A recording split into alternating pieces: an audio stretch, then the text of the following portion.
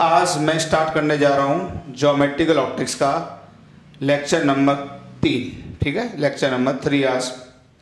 इसमें मैं आपको एक बेहतरीन कॉन्सेप्ट पढ़ाऊंगा जो बहुत भयंकर कन्फ्यूजन होता है, बहुत भयंकर कन्फ्यूजन।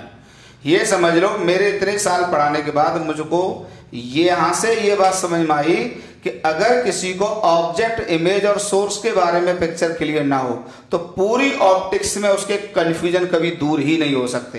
तो मैं ये कह सकता हूं ऑप्टिक्स का ओरिजिनल कॉन्सेप्ट मतलब जो ऑप्टिक्स में वाकई में इन्वॉल्व होना है, पहला कॉन्सेप्ट है उसका ऑब्जेक्ट क्या होता है, इमेज क्या होती है। बहुत बेहतरीन कॉन्सेप्ट है, इतना आसान करके समझाऊंगा कभी जीवन में सोचा भी नहीं होगा, ठीक है।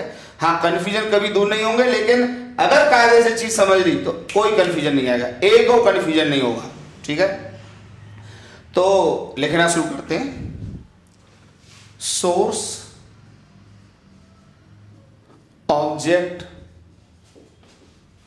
एंड इमेज इन ऑप्टिक्स, इसके कॉन्सेप्ट को जरा क्लियर करते हैं, ठीक है।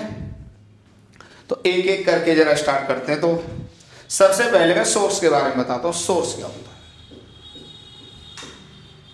सोर्स, देखिए सोर्स क्या है, जो लाइट एनर्जी को एमिट करे। सबसे पहले तो बच्चों को यही कंफ्यूजन होता है कि सर जो सोर्स होगा वही तो ऑब्जेक्ट होगा। ऐसा बिल्कुल भी नहीं, ऐसा बिल्कुल भी नहीं। इसको मैं तुरंत आपको समझा देता हूं। इतनी ऑप्टिक्स आप लोगों ने 10th क्लास में पढ़ी होती है। देखो 1 मिनट के अंदर, जैसे मान लीजिए ये मिरर है, मैं इसी पहले कंफ्यूजन को दूर कर रहा हूं कि source is not always an object. हाँ, कभी कभी हो सकता है लेकिन हमेशा नहीं होता है। देखो जरा, जैसे ये मान लीजिए मैंने मिरर लिया और मान लो मैंने किसी तरीके से इसके ऊपर इस तरह के रेज डाल दिए। ये कैसे रेज हैं आपको पहले भी बता चुका हूं, ये कन्वर्जिंग रेज हैं। तो बताइए सोर्स कहां है? तो सोर्स तो ये जहां से लाइट आ रही है वो कहां है कहीं से लाइट आ रही है। अब आप कहेंगे सर कहां से आ रही है? तो ऐसे सिचुएशन बहुत सारे, जब मल्टीपल रिफ्लेक्शन या रिफ्रैक्शन होंगे तो आपको दिखाई देंगे कि इस तरह के लाइट आ रहे हैं। अगर बहुत मानेंगे कहां से आया होगा तो हम ऐसा भी आपको समझा देंगे, ऐसा कुछ भी नहीं है। देखो जैसे मान लो ये मिरर होता, समझ लो, एक सिचुएशन क्लियर कर दें। और मान लीजिए ये सोर्स है, ये मान लो सोर्स है, ये तो समझ में आ रहा है कि बल्ब है। मान लो ये मैंने बल्ब जला दिया और इस पे लाइट यहां से गिरे, इस पे लाइट गिरे और इसने मान लो इसको, अब यहां पे मैंने एक छोटा सा प्लेन मिरर रख दिया, इसने रेज को ऐसे करके भेज दिया। तो एक तरह से ये जो सिचुएशन है, ये जो कन्वर्जिंग रेज है, तो आप समझ रहे होंगे। देखो यहां पे उत्पन्न हो गई, तो ऐसे वो इधर से गिर रही है कहीं से मिरर के ऊपर। शायद बात समझ में आ गई होगी ये। तो अब देखिए इस मिरर के लिए ये इंसिडेंट रेज हैं, बिल्कुल इसी तरीके से इस मिरर के लिए ये इंसिडेंट रेज हैं, और यही इसका क्या है, सोर्स जहां से लाइट आ रही है। पिक्चर शायद क्लियर हो चुकी है, ठीक है। लेकिन ये ऑब्जेक्ट नहीं है। अब ऑब्जेक्ट कहां होगा? तो ये तो समझ ही गए होंगे। ऑब्जेक्ट बेसिकली इनका इंटरसेक्शन पॉइंट डिफाइन होता है, अभी बताएंगे हम। ये ऑब्जेक्ट होगा। तो ऑब्जेक्ट तो यहां पे ये है जो कि यहां पे है ही नहीं, और सोर्स वो है जहां से लाइट आ रही है। तो सबसे पहले तो ये कंफ्यूजन आपका दूर हुआ कि सोर्स कई बार ऑब्जेक्ट होता है और कई बार सोर्स ऑब्जेक्ट नहीं होता है। ऑब्जेक्ट एक टेक्निकल टर्म है जो मैं आज समझाने जा रहा हूं। सोर्स सिंपली एक टर्म है जो एक्चुअली में लाइट एनर्जी को एमिट करता है। तो जहां से लाइट एनर्जी आती है वो क्या कहलाता है, सोर्स। तो सोर्स की डेफिनेशन आपको क्लियर हो गई। लिखना हो लिख लेना, नहीं इसकी कोई जरूरत नहीं है। केवल मैंने इस डायग्राम से ये समझाया है कि this is object, it is not source, and here is the source and here is not the object. बस इतनी सी बात समझाइए, हटा दें, इसमें ऐसा कुछ नहीं है, आराम से देखो। तो मैंने आपको ये एक पॉइंट समझा दिया कि जो सोर्स होता है वो होता है जहां से लाइट एनर्जी एक्चुअली में एमिट होती है। ऑब्जेक्ट अलग क्वांटिटी है, अभी डिफाइन करने जा रहा हूं, ठीक है। तो सोर्स को मैं क्या लिखूंगा, it actually emits the light energy. ये एक्चुअली में लाइट एनर्जी को एमिट करता है, ठीक। अब इसमें एक बात और आती है, second point, source can be, दो तरह के सोर्स होते हैं। एक होता है ल्यूमिनस ल्यूमिनस सोर्स और एक होता है बेटा नॉन ल्यूमिनस। ये सब कोई पूछने वाला नहीं है, पर इसलिए पढ़ लेने चाहिए, थोड़ी जानकारी तो होती है, कोई शब्द दिया जाए। ल्यूमिनस का मतलब होता है, ये जो ल्यूमिनस होता है उसके पास खुद का सोर्स ऑफ एनर्जी होता है, मतलब वो अंदर से एनर्जी रिलीज करता है। फॉर एग्जांपल सन ले लो, कैंडल ले लो। और नॉन ल्यूमिनस होता है जो दूसरों की एनर्जी लेकर बताता है कि देखो हम एनर्जी रिलीज कर रहे हैं, पर खुद नहीं करता है, एक्चुअली वो दूसरों से लेता है। नेचर में बहुत बढ़िया एग्जांपल दिया हुआ है इसका, चंद्रमा, मून, सब जानते हैं। तो moon is a non luminous object and sun is the luminous object. ठीक, तो ये जैसे सन बस सन ही लिख दो, सन, और ये क्या है, मून। ठीक है, एक एग्जांपल सफिशिएंट है। तो सोर्स बेसिकली दो तरह का होता है। सोर्स वो होता है जो एक्चुअली में लाइट एनर्जी को एमिट करता है। सोर्स दो तरह के होते हैं, ल्यूमिनस और नॉन ल्यूमिनस। जो वाकई में अपने अंदर से एनर्जी को रिलीज करे वो ल्यूमिनस, और जो दूसरों से एनर्जी लेकर रिलीज करे वो नॉन ल्यूमिनस। ठीक है, तो सोर्स का फंडा क्लियर हो गया। और सबसे टेक्निकल पॉइंट एक ही था, बच्चों को ये लगता है कि सोर्स ऑब्जेक्ट होता है, ऐसा बिल्कुल भी नहीं है। हाँ, कई बार होता है, कब होता है, क्या होता है, सारी कहानी अभी एक एक करके क्लियर होती चली जाएगी। हटाएं, स्क्रीनशॉट ले लो, पॉज करके आराम से लिख लो, कोई इसमें दिक्कत नहीं है। ठीक है, हटा रहा हूं।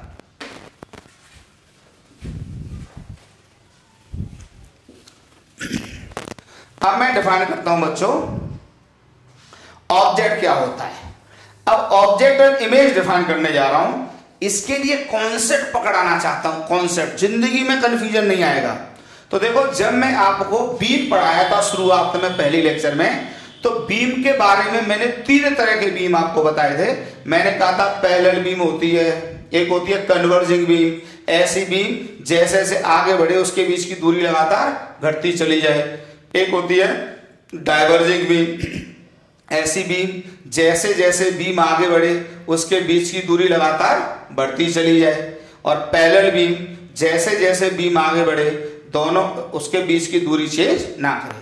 अब यार यहाँ पे जो मैं पॉइंट समझाना चाहता हूं उसको जरा पकड़ना, काफी एक्सपीरियंस के बाद चीजें समझा रहा हूं। जैसे मान लीजिए, पहले मैं लिखता हूं कॉन्सेप्ट जरा।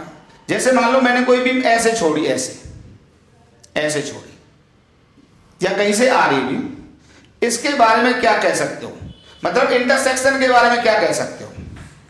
एक ही बात कह सकते हैं कि सर आगे जाके तो ये कहीं टकरा ही नहीं सकती। ये तो कह ही सकते हो यार, जो चीज फैलती जा रही है वो आगे कैसे टकराएगी। इसका मतलब ये, अच्छा, और इधर इसका मतलब ये पहले कहीं टकराई होगी। तो बस इतना ही सोचना है कि अगर बीम डाइवर्जिंग है तो वो बाद में टकराएगी कि पहले टकराई के आई होगी। ध्यान से सुनना, इस शब्दों में फर्क है। बाद में टकराएगी, हो सकता है टकराए, हो सकता है नहीं टकराए, तो बाद में तो गारंटी से नहीं टकराएगी, लेकिन ये पहले टकरा के आई होगी। तो डाइवर्जिंग बीम ऐसी होती है, इसको हिंदी में लिख देता हूं, दिस टाइप ऑफ बीम या दिस डाइवर्जिंग बीम, ठीक, दिस डाइवर्जिंग बीम पहले ही इंटरसेक्ट की होगी। थोड़ी हिंदी का तड़का लगना चाहिए बीच बीच में, पहले ही इंटरसेक्ट की होगी, इसमें कोई दिक्कत नहीं मेरे हिसाब से। ये भी पहले ही इंटरसेक्ट की होगी। आप कहेंगे इससे क्या मतलब है ऑब्जेक्ट, अरे देखो तो सही, पहले इतना तो क्लियर करो, इस तरह की बीम है तो पहले ही टकराई होगी, बाद में नहीं टकराई होगी। इतना तो समझो, जो कह रहे हो वो समझो। 40 साल का एक्सपीरियंस है पढ़ाने का, क्या टेंशन ले रहे हो। अगर बीम इस तरह की होती, ये कैसी है, कन्वर्जिंग, तो इस बीम के बारे में क्या कहोगे, ये भी पहले नहीं टकरा गई होगी, बाद में गारंटी से टकराएगी। तो दिस कन्वर्जिंग बीम,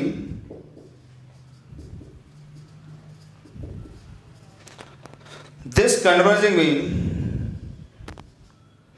बाद में ही इंटरसेक्ट करेगी। क्या दिक्कत है, थोड़ी हिंदी समझो, फिजिक्स से मतलब रखो। मुझे थोड़ा मजा आता है बीच बीच में हिंदी लिखने में, अभी लिख नहीं रहा था, पर नेचुरल पढ़ाऊंगा तो लिखूंगा लिख लिख। तो दिस कन्वर्जिंग बीम बाद में ही इंटरसेक्ट करेगी 100%। अगर मान लीजिए ये होती पैरेलल, यार यही डिफाइन करेंगे ऑब्जेक्ट इमेज को, ये बीम न बाद में टकराएगी ना पहले टकराएगी, तो दिस बीम न पहले टकराई होगी, न पहले इंटरसेक्ट की होगी, न बाद में इंटरसेक्ट करेगी। न पहले इंटरसेक्ट करेगी ना बाद में इंटरसेक्ट करेगी। तो ये तीन तरह की बीम के बारे में पहले बेसिक क्लियर करो कि अगर बीम डाइवर्जिंग है तो बाद में नहीं टकरा सकती, वो पहले ही टकराई होगी। अगर बीम कन्वर्जिंग है तो पहले नहीं टकरा सकती, वो बाद में टकराएगी। और बीम पैरेलल है तो न पहले टकराएगी ना बाद में टकराएगी। ठीक है, बहुत आसान। स्क्रीनशॉट आराम से आप उतारो, पॉज करके उतारो, स्क्रीनशॉट ले लो, आसान बात है। हटाता हूं। नोट्स भैया बनाते रहे ना, अगर जितने बढ़िया नोट्स अपने आप बना लोगे वही काम के रहते हैं, सब वही काम के रहते हैं भैया। अब मैं यहां पर डिफाइन करता हूं ऑब्जेक्ट। पहले ऑब्जेक्ट एंड इमेज को डिफाइन करता हूं। ऑब्जेक्ट एंड इमेज फिर अलग अलग डिफाइन करते हैं। देखिए, कोई भी ऑप्टिकल इंस्ट्रूमेंट होगा, बड़े ध्यान से देखना, बहुत मजा आने वाला है। कोई भी ऑप्टिकल इंस्ट्रूमेंट, ये ऑप्टिकल इंस्ट्रूमेंट या ऑप्टिकल डिवाइस कह दो। ऑप्टिकल डिवाइस में हो सकता है यहां पे मिरर हो, देखो ऐसे मिरर रखा हो सकता है यहां पे कोई लेंस रखा हो, समझ रहे हो सकता है यहां पे कोई प्रिज्म रखा हो। यही तीन तरह के ज्यादा क्वेश्चंस मिलने वाले। यहां पे कुछ भी रखा हुआ है, इनमें से कुछ रखेगा। जैसे जैसे चैप्टर आगे बढ़ेगा क्वेश्चंस आते चले जाएंगे। ठीक है, ये कोई ऑप्टिकल डिवाइस है। अब मान लीजिए इस पे गिरने वाले रे जैसे मान लीजिए, तो इनको हम क्या कहेंगे? देखिए, यहां पे घटना हुई, ये पहले ही बता चुके हैं। तो घटना से पहले वाले रेस क्या कहलाते हैं? Incident rays. तो ये कहलाएंगे आपके इंसिडेंट रेस। ठीक, अब घटना के बाद ये रेज हो सकता है ऐसे चले जाए कुछ इसमें से, यहां पे जाकर टकरा जाए। ठीक, तो इनको क्या कहेंगे? घटना के बाद वाले रेज हैं रिफ्रैक्टेड रेज। बड़ा आराम से समझिए। और कुछ रेज इसमें से हो सकता है लौट के आ जाए, कुछ रेज ऐसे लौट के चले जाए। तो ये कौन से कहलाएंगे? Reflected rays. अब देखिए, ध्यान से देखो, अभी मैंने जैसे कन्वर्जिंग डाइवर्जिंग की चर्चा की थी। तो ये बीम कैसे है बताओ? डाइवर्जिंग। ये कैसे? कन्वर्जिंग। ये कैसे?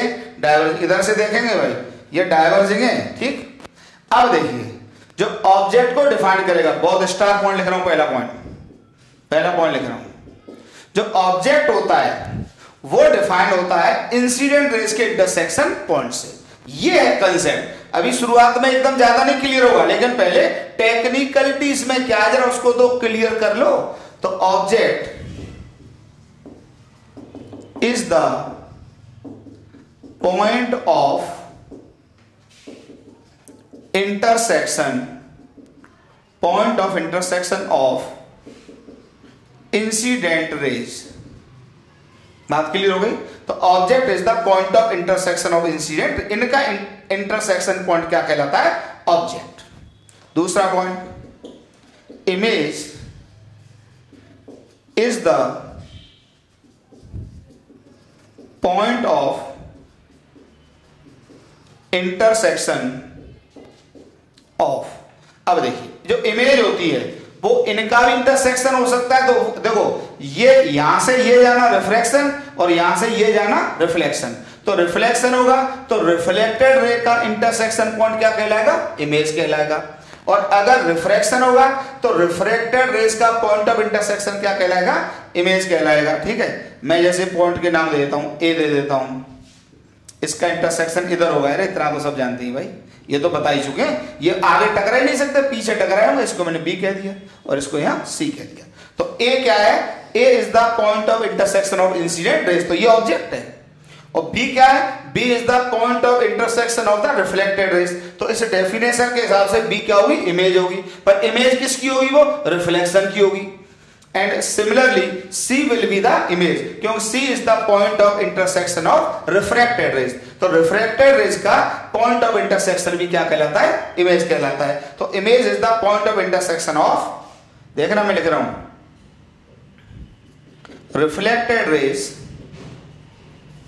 दोनों लिख देता हूं, रिफ्लेक्टेड ऑब्लिक रिफ्रैक्टेड रेज। तो बात समझ में आ गई? तो यहां से इसके हिसाब से क्या कहेंगे, जो A पॉइंट होगा ये क्या होगा? ऑब्जेक्ट होगा, और जो B होगा ये क्या होगा? इमेज ऑफ रिफ्लेक्शन होगी, ये रिफ्लेक्शन की इमेज होगी बच्चों। और जो C होगा ये क्या होगा? इमेज ऑफ रिफ्रैक्शन होगी, ये रिफ्रैक्शन की इमेज होगी बच्चों। बात क्लियर हो गई? ठीक। एक तीसरा पॉइंट और यहां पे बहुत खास होता है, इधर ही लिख देता हूं, नोट करने वाला पॉइंट होता है।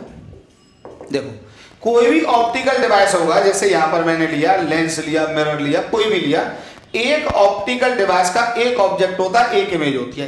फिर रिपीट करता हूं, एक ऑप्टिकल डिवाइस का एक ऑब्जेक्ट होती है, एक इमेज होती है। हर ऑप्टिकल डिवाइस के लिए एक ऑब्जेक्ट होगा और एक क्या होगी? इमेज। तो उसका पेयर होता है। तो ऑब्जेक्ट यहां से लिख देते हैं, for an optical device, for an optical device there is a pair of object and image। कितना आसान हो गया? ये तीन बातें पहले दिमाग में लियो जरा। ऑब्जेक्ट टेकन, देखो सोर्स तो मैंने बताया था जहां से एक्चुअली में लाइट एनर्जी आती है। ऑब्जेक्ट कितना आसान हो गया कि जहां पर इंसिडेंट रेज टकरा जाए, that point is called object. कितना आसान हो गया? इमेज क्या हो गई? जहां पर घटना के बाद वाले रेज टकरा जाए, that is point image. Reflection होगा तो रिफ्लेक्टेड रेज का intersection point is called image, और अगर रिफ्रैक्शन होगा तो रिफ्रैक्टेड रेज का point of intersection is called image. एकदम बात क्लियर हो गई? आराम से स्क्रीनशॉट ले, आराम से हटाता हूं उसको, ठीक है बेटा? स्क्रीनशॉट ले, आराम से उतारो, नोट करो, नोट्स अपने आप बढ़ाओ। एक बेहतरीन फिजिक्स कर दूंगा, ऑप्टिक्स जून एंड तक खत्म करने जा रहा हूं। डेली वीडियो मिलने वाले कल 1-2 दिन में डेली। थोड़े से कैमरे वगैरह में प्रॉब्लम आ रही है, इसलिए थोड़ा सा भी स्लो है, बहुत तेजी से वीडियो मिलेंगे। जून एंड तक पूरी ऑप्टिक्स फिनिश। 11th का कोर्स मंडे ट्यूसडे से स्टार्ट कर रहा हूं। हाँ भैया, एक चीज और ध्यान से सुन लेना, काका दे में हम ऑफलाइन पढ़ाते हैं, तो किसी को हमसे ऑफलाइन पढ़ना हो तो काका दे में कांटेक्ट करें। फोन नंबर मैं जरा लिख देता हूं, ध्यान नहीं रहता मुझे बताने का, 8009796826। इस नंबर पर कॉल कर लेना, ठीक है? कोई भी मिलने वाला हो बोल देना। हटा रहा हूं।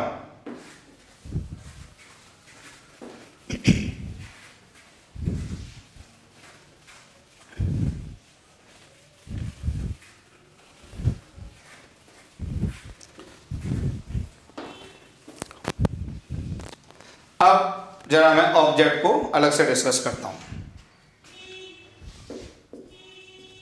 ऑब्जेक्ट, ठीक? ऑब्जेक्ट असल में डिफाइन होता है point of intersection of the incident raise. Object is the point of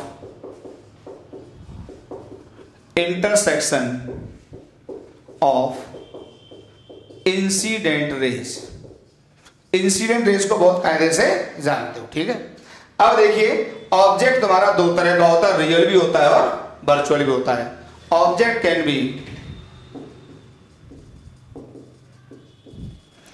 be real और वर्चुअल, ठीक? जरा इस पर ध्यान दे लो, रियल भी हो सकता है और वर्चुअल भी हो सकता है। तो देखो, रियल वो होता है जिसका एक्चुअली में एग्जिस्टेंस होता है।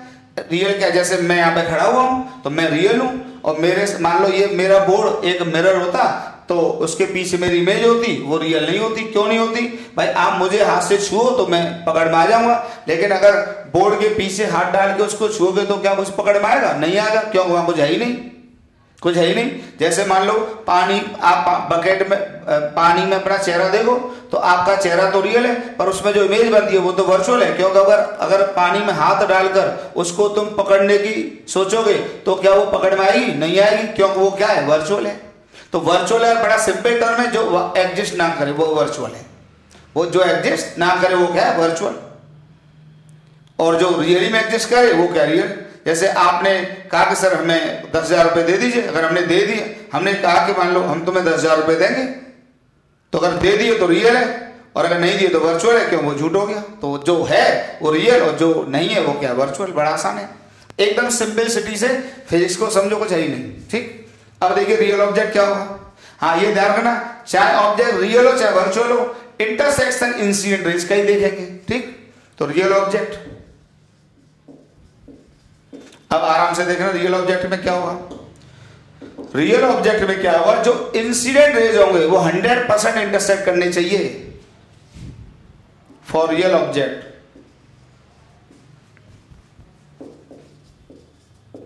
Real object incident rays must intersect, हर हालत में इनको इंटरसेक्ट करना। अब देखो, अब वही वाला पॉइंट आ गया, बताओ इंसिडेंट रेज कैसे होने चाहिए कि वो इंटरसेक्ट करेंगे। अब सोचो, रेज किसी में गिरने जा रहे हैं ऐसे करके, तो क्या ये 100% इंटरसेक्ट करेंगे?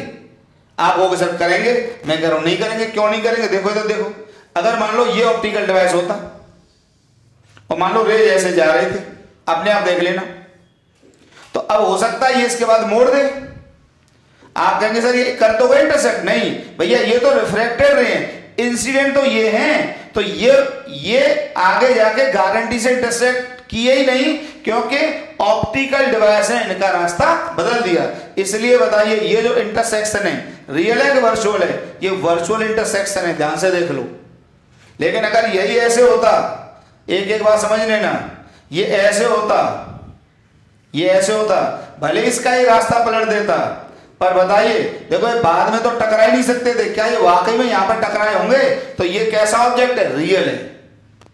तो मैं आपसे ये पूछना चाहता हूं कि अगर 100% इंटरसेक्शन होना है इंसिडेंट रेज का, तो बताइए इंसिडेंट रेज का नेचर कैसा होना चाहिए?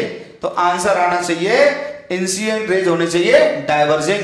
जब वो डाइवर्जिंग होंगे तभी 100% पहले टकरा के आए होंगे, बाद में टकरा ही नहीं सकते। और कन्वर्जिंग, आप कह सकते कन्वर्जिंग भी तो टकराएंगे नहीं, अगर वो ऑप्टिकल डिवाइस पे पड़ गए, जैसे मिरर पे ही पड़ गए, जैसे ये मिरर है, मान लो ये कन्वर्जिंग है, तो आप देखो यार ये अगर रास्ते में नहीं आता तब तो यार टकरा ही आती, पर यहां पे तो कोई घटना हुई नहीं ना। क्या घटना हुई ये हमें थोड़ी ना डिस्कस करना है, हमें तो ऑप्टिकल डिवाइस के रेस्पेक्ट में ऑब्जेक्ट इमेज की पोजीशन को निकालना है। तो ऑप्टिकल डिवाइस तो हर हालत में होना ही चाहिए। तो देखो यहां कहीं क्या रखा हुआ, ऑप्टिकल डिवाइस रखा हुआ ये। अब जब ये रेज इस पे जाएंगे तो इनका अब ये रास्ता पलट देगा, तो ये वर्चुअल इंटरसेक्शन हो जाएगा। तो ये ऑब्जेक्ट कैसा है, वर्चुअल। तो कन्वर्जिंग रेज नहीं टकरा सकते, दैट इज अगर इंसिडेंट रेज कन्वर्जिंग है। अब यही सोचो ना, ऑप्टिकल डिवाइस पर टकराने से पहले अगर वो कन्वर्जिंग है तो कहां टकराएंगे? क्यों, वो पहले ही उनको गायब कर देगा, नहीं टकरा सकते। तो 100% टकराने के लिए इंसिडेंट रेज कैसे होने चाहिए, डाइवर्जिंग होने चाहिए। तो for real object incident rays must intersect at point called real object, और इसी को क्या कहते हैं, रियल ऑब्जेक्ट। और बताइए फॉर दिस, ऐसा होने के लिए क्या होगा बताइए, इंसिडेंट रेज को 100% होना चाहिए diverging. For this incident rays must diverging, must divergent, हर हालत में डाइवर्जेंट होने चाहिए। तो ठीक है, हर हालत में क्या होने चाहिए, डाइवर्जेंट होने चाहिए। क्लियर हो गया? यहीं पर मैं डिफाइन कर देता हूं virtual object. Virtual object, virtual object क्या होगा, वर्चुअल ऑब्जेक्ट तब बनेगा जब इंसिडेंट रेज का पॉइंट ऑफ इंटरसेक्शन वर्चुअल होगा, वो वाकई में इंटरसेक्ट नहीं किए होंगे। तो for virtual object, for virtual object incident rays do not, या incident rays virtually intersect, virtually intersect. तो ये 100% इंटरसेक्ट नहीं किए होंगे। और बताइए अगर वर्चुअली इंटरसेक्ट किए होंगे तो इसके लिए क्या होना चाहिए, इंसिडेंट रेज कैसे होने चाहिए, कन्वर्जिंग। क्यों, जब वो कन्वर्जिंग होंगे तभी ऑप्टिकल डिवाइस उनको रोक देगा या उनका रास्ता पलट देगा और उनको वो वाकई में टकराने देगा नहीं। तो for this incident rays must convergent, हर हालत में कन्वर्जेंट होनी चाहिए। कुछ डायग्राम बना के मैं समझाता हूं, इतना नोट करो, पॉज करके नोट कर लिया करो या स्क्रीनशॉट ले लिया करो, क्योंकि अगर मैं रुक रुक के आपको नोट कराऊंगा तो फिर स्पीड ही नहीं आ पाएगी बेटा। ऐसे ही मैं इतना आराम से आपको पढ़ाने की कोशिश कर रहा हूं। देखिए कुछ डायग्राम बनाते एकदम समझ जाओगे।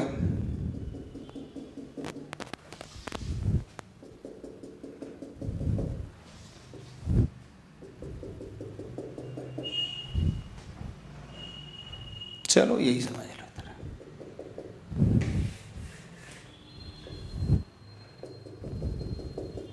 ठीक, अब मान लीजिए इंसिडेंट रेज मैंने ऐसे डाले, ऐसे जरा देखते चलना।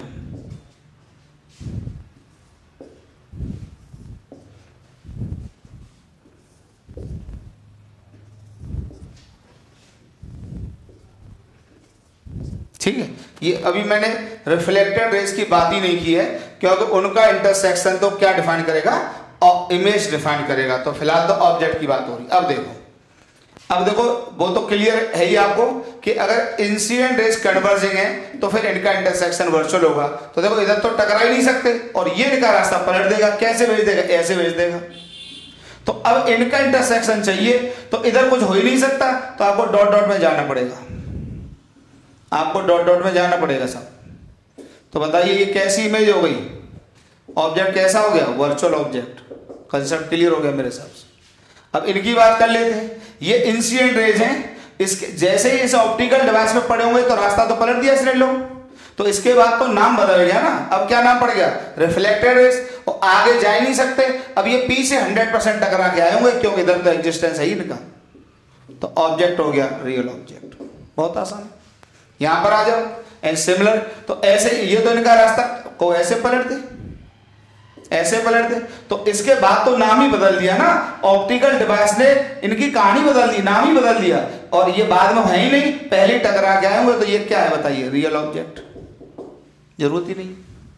इधर आ जाओ। अब ये इंसिडेंट रेज है, इसके बाद तो कहानी पलट गई ना। ये तो इंटरसेक्शन इमेज डिफाइन करेगा और ये पहले कहीं टकरा ही नहीं सकते और बाद में कुछ है ही नहीं। तो बताइए ये जो इंटरसेक्शन पॉइंट है ये 100% कैसा होगा, वर्चुअल ऑब्जेक्ट होगा। एकदम क्लियर हो गया, एकदम क्लियर हो गया। ये इतना आसान है।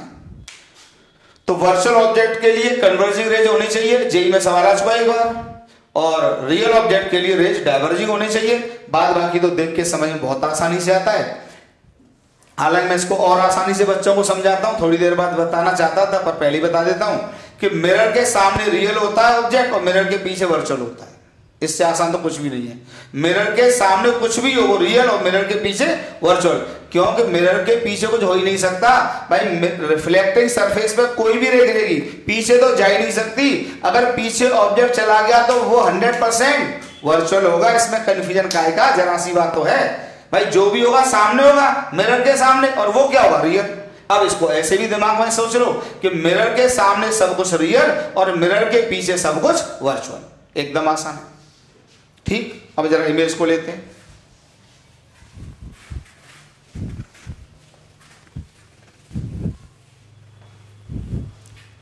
इमेज को डिफाइन करते हैं।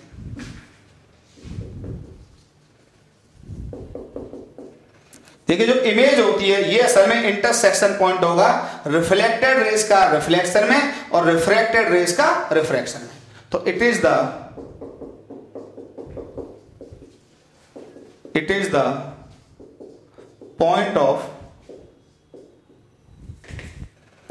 point of intersection of reflected rays in reflection and refracted rays in refraction, एकदम आसान, ठीक। फिर से वही वाली कहानी है, इमेज रियल भी हो सकता है और वर्चुअल भी हो सकता है। इमेज कैन बी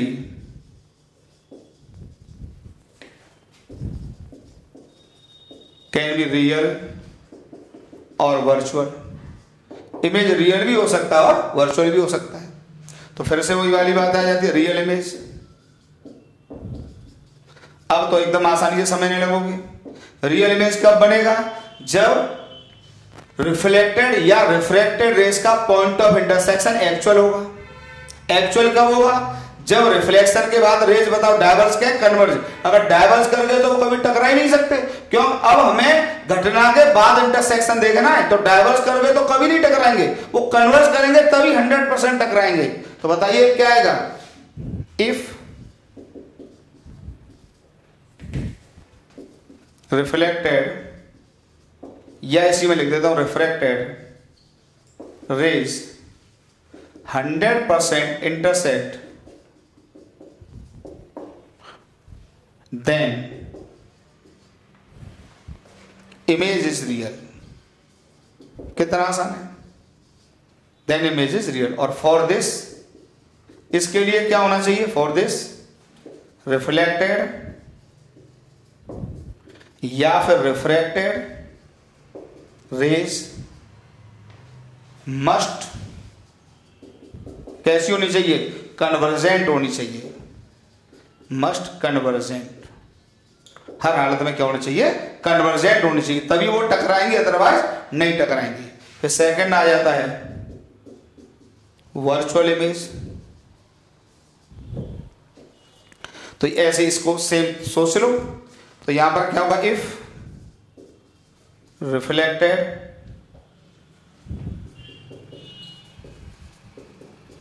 या रिफ्रैक्टेड रेज वर्चुअली इंटरसेक्ट, ये वर्चुअली इंटरसेक्ट करें, देन इमेज इज वर्चुअल। तो इमेज कैसे होगी बट्टो? वर्चुअल होगी। इसके लिए क्या होना चाहिए बताइए? घटना के बाद अगर ये फैल गए, मतलब फैल गए, तो वो कभी टकरा ही नहीं सकते। इसका मतलब घटना के बाद रेज कैसे हो जाए? Diverging. For this reflected oblique refracted rays must divergent. ठीक, एकदम आसान है। इसका मतलब घटना के बाद रेज कैसे हो जाए? डाइवर्जेंट हो जाए। तो फिर इमेज कैसी होगी? वर्चुअल होगी।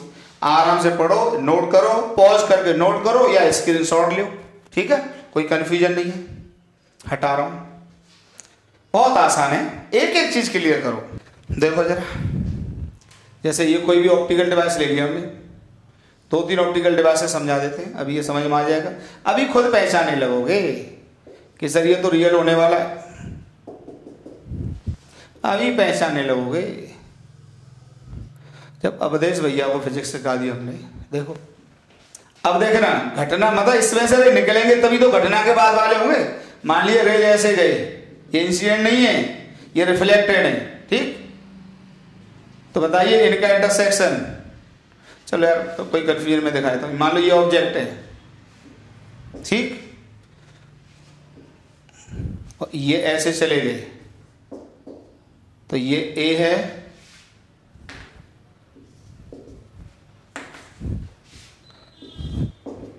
ये रिफ्लेक्टेड रेज है, तो रिफ्लेक्टेड की इमेज ये होगी, रिफ्लेक्शन की इमेज ये बी, और ये किसकी इमेज है? रिफ्रैक्शन की, तो ये image of refraction, image of refraction, और ये क्या है? This is image of reflection. तो बताइए कौन सी रियल है, कौन सी वर्चुअल है? देखो रिफ्रैक्टेड रे तो कन्वर्जिंग है, तो ये तो रियल होगी, तो रियल इमेज। लेकिन ये इधर डाइवर्स कर गए, ये टकरा ही नहीं सकते, तो पीछे वर्चुअली टकराए होंगे। एक ही में समझा रहा हूं, आसानी से क्लियर होगा। तो ये इमेज कैसी है? Virtual image. इससे आसान क्या हो सकता है दुनिया में? बताइए अवधेश भैया, क्या आसान है? एक एक चीज क्लियर, कोई डाउट ही नहीं है, एक ही में समझा दिया। देखो इसको इधर,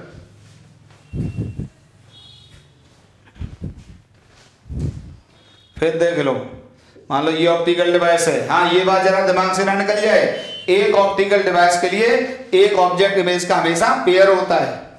मान लो रेज ऐसे आ रहे हैं, ठीक, और अब मान लीजिए घटना के बाद ये ऐसे हो गए और ये ऐसे आ गए, ऐसा हो सकता है। तो देखो ये जो A है और ये B है, तो देखो अब ये देखो ये है इंसिडेंट, तो इनका इंटरसेक्शन पॉइंट तो इधर कहीं होगा, तो ये तो ऑब्जेक्ट होगा। समझ में आ गई बात? अच्छा, ये रिफ्लेक्शन है तो ये होगी image of reflection, this will be the image of reflection. Clear हुआ? और ये होगी इमेज ऑफ रिफ्रैक्शन, ये होगी इमेज ऑफ रिफ्रैक्शन, क्योंकि ये रिफ्रैक्टेड रेज का पॉइंट ऑफ इंटरसेक्शन है। अब रियल वर्चुअल खुद पहचान लो। देखो ये अब ये जो रेज है ये यही खत्म हो गई, इसके बाद इंसिडेंट रेज कुछ है ही नहीं, क्योंकि वो कन्वर्ट हो गई दो पार्ट में, कुछ पार्ट हो गया रिफ्लेक्शन और कुछ पार्ट हो गया रिफ्रैक्शन। और ये इससे पहले टकराए नहीं थे, तो जो बाद में है ही नहीं, तो इसका मतलब ये वर्चुअल इंटरसेक्शन पॉइंट है। तो कैसा ऑब्जेक्ट हो गया? Virtual object. ये इमेज कैसी हो गई? रियल इमेज, क्योंकि घटना के बाद रेस कन्वर्जिंग है। कौन से? रिफ्लेक्शन वाले, और रिफ्रैक्शन वाले भी क्या है? कन्वर्जिंग। तो ये भी इमेज कैसी हो गई? Real image. बताइए अवधेश भैया, कोई कंफ्यूजन? एकदम क्लियर हो गया? 10th क्लास की तरह समझा दिया यार आपको, इससे ज्यादा क्या समझाया? आसान कुछ है ही नहीं। चलिए पॉज करके उतारिए आराम से, स्क्रीनशॉट ले लो, आगे बढ़ता हूं।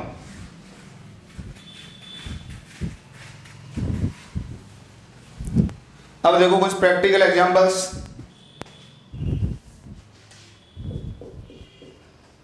प्रैक्टिकल एग्जांपल्स,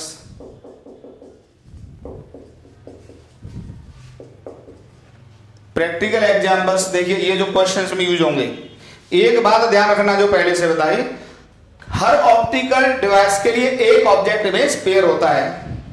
ये जरा लिख देता हूं, स्टार पॉइंट है। For an optical device there is a pair of object and image। एक ऑप्टिकल डिवाइस के लिए एक ऑब्जेक्ट और इमेज का पेयर होता है। जरा देखो, एकदम बढ़िया समझ में आएगा। ये मान लिया मैंने एक मिरर लिया यार, इतना सब 10th में पढ़े और हम तो पढ़ाएंगे ही घर।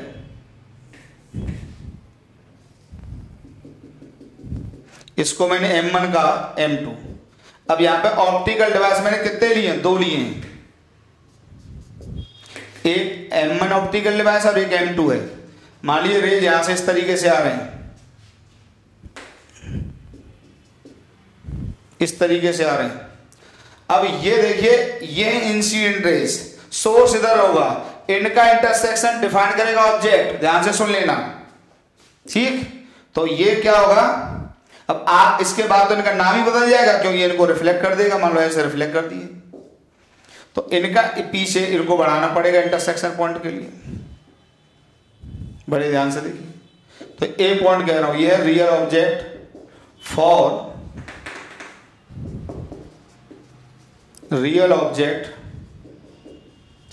M1। अब देखिए ध्यान से सुनना, ये M1 की रिफ्लेक्टेड रेज है, तो ये रिफ्लेक्टेड रेज M1 के लिए डिफाइन करेंगी इमेज, पर एट द सेम टाइम इस M2 के लिए तो इंसिडेंट है। तो इसको मैं लिख देता हूं, this is reflected ray for M1 but incident raise. यार शुरुआत की बात है तो एक एक बात समझते चलो। इंसिडेंट रे फॉर M2, क्या फर्क है इसमें? लेकिन इसके लिए कैसी रे होगी? इंसिडेंट होगी। एंड सिमिलरली फॉर दिस रे। तो देखिए, अब बताइए, इनको मैं अगर आगे बढ़ा देता हूं, देखो यहां से कंफ्यूजन दूर होगा। अगर मैंने इसको B कह दिया, तो बताइए इनका इंटरसेक्शन बी होगा। खुद बताइए, ये रास्ते में नहीं आता, तो यहां पर इसकी इमेज रियल होती कि वर्चुअल? तो कुछ बच्चे कहेंगे वर्चुअल, नहीं, आंसर है रियल, क्योंकि अगर ये रास्ते में नहीं आता तो वाकई में यहां पर इंटरसेक्शन होता। तो ये बी पॉइंट रियल इमेज होगा for M1। Her optical device का एक ऑब्जेक्ट इमेज पेयर होता है, तो M1 का ए ऑब्जेक्ट और बी क्या है, इमेज। अब मान लो इसने रेज को ऐसे भेज दिया, ठीक। अब ठीक है, तो देखो मैं यहां पे लिख देता हूं पहले, A and B are object and image pair for M1। इसी तरीके से बताइए दूसरे वाले ऑप्टिकल डिवाइस के लिए क्या हो जाएगा, B and C are object and image pair for M2। इसमें कोई कंफ्यूजन नहीं होना चाहिए। तो ये ऑब्जेक्ट इमेज, अब जरा पहचानो, तो ए इसका कैसा ऑब्जेक्ट है, वर्चुअल ऑब्जेक्ट है, किसके लिए, M1 के लिए, लेकिन बी रियल इमेज है, क्योंकि यहां पर इनका इंटरसेक्शन वाकई होगा। और सबसे आसान वो बात दोहराता रहूंगा कि मिरर के सामने सब कुछ रियल और मिरर के पीछे वर्चुअल। तो भाई इसकी इमेज तो मिरर के सामने आ गई तो रियल होगी, और ऑब्जेक्ट इसका मिरर के पीछे चला गया तो वर्चुअल। अब ऐसे इसको देखो, चलो पहले उससे बताते हैं, इसको देखो। अब इस मिरर के सामने जो होगा वो रियल इसके लिए, और जो पीछे होगा वर्चुअल। इसका ये ऑब्जेक्ट होगा तो ये इसके पीछे चला गया तो वर्चुअल, और इमेज सामने आ गई तो रियल। तो बी बताइए क्या हो जाएगा, बी क्या हो जाएगा? अगर मैं कहीं लिखना चाहूं तो जगह नहीं, ऊपर लिख देता हूं, यहां पर ध्यान से सुनना, एक एक बात लिख देता हूं। ए के लिए लिखता हूं तो ए क्या है, ए है वर्चुअल ऑब्जेक्ट फॉर M1। जरा बी के लिए बताइए, बी क्या है, ये real image for M1 and virtual object for M2। Real image for M1 and virtual object for M2। और सी के बारे में तो कह ही सकते हो, सी तो इसकी रियल इमेज है, क्यों मिरर के सामने, या रेज इसके कैसे converging, real image for M2। कोई कंफ्यूजन ही नहीं, ठीक है, आराम से देख लो। एक एग्जाम्पल और देता हूं, अपने आप पहचानना 2 मिनट में, पॉज करके उतारो या स्क्रीनशॉट ले, ठीक है, कोई कंफ्यूजन नहीं। एक एग्जाम्पल और देखो, मान लो ये हमने लेंस ले लिया होता, रेज ऐसे भेज दिए,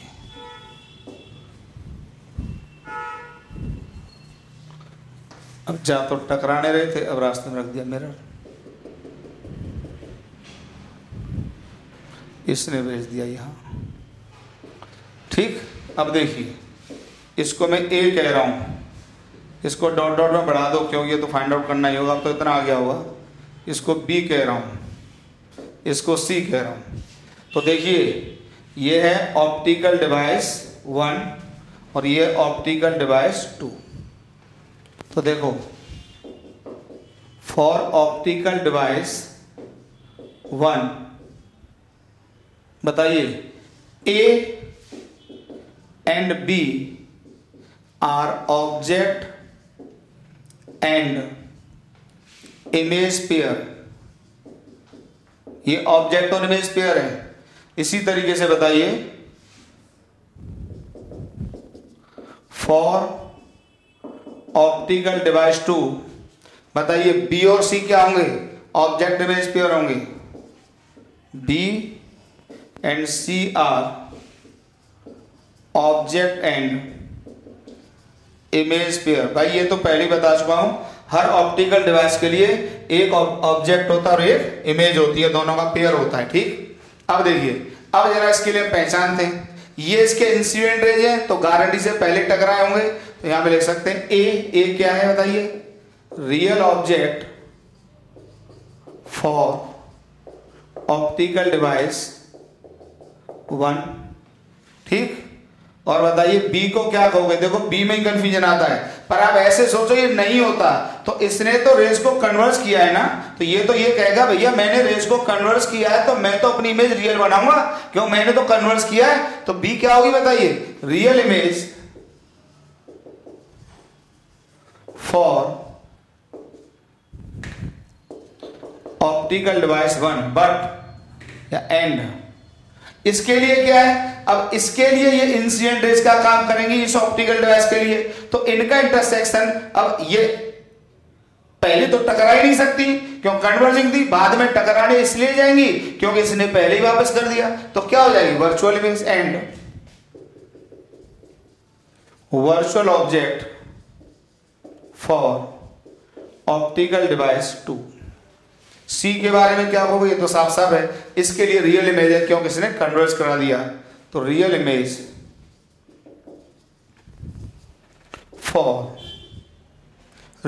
फॉर ऑप्टिकल डिवाइस 2। ये कॉन्सेप्ट है ऑब्जेक्ट इमेज का।